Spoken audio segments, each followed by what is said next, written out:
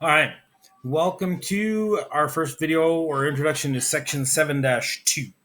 7-2 basically takes a look at understanding, calculating, and equaling out our personal budgets. Basically, there's a couple new terms that start within this unit. One of the terms is, surplus. Surplus is if your income in a month or at the end of the month is slightly higher than your expenses, so you make more than you actually spend, then you have what we call a surplus. A deficit, if your expenses in a month are higher than how much money is coming in, which means you are actually losing money or spending more money than you have, that means you're running a deficit. Okay, basically what you then have to do is go back, readjust your budget, change some things out, maybe take some things out that you don't need to spend money on. Third term is overestimate. Sometimes it's always said that it's better to overestimate what your expenses are, not to do them, but just to overestimate.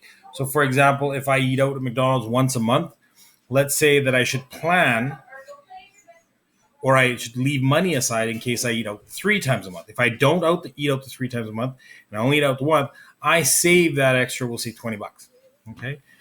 Underestimate this usually relates to how much money you're going to be making. Let's say I'm working at a part-time job. I'm guaranteed 20 hours a week. Then take my 20 hours a week. So that's only 80 hours a month. Don't try to estimate that you're going to be making some extra because you're going to pick up somebody else's shift or some hours or overtime. You would just underestimate at the bare minimum. And that way, if you do make more, it's good for you. If you just make what you have, then you haven't allocated more than you're actually going to get. You won't hit the deficit section. Okay, so that's basically the new terms. The next video is going to take you through how to start the first section or how to look at one of the first things of averaging out, showing calculations, and formulating how to actually look at doing a budget. All right. So these are just terms. I will load the terms as I have before, so you do have them as a reference point.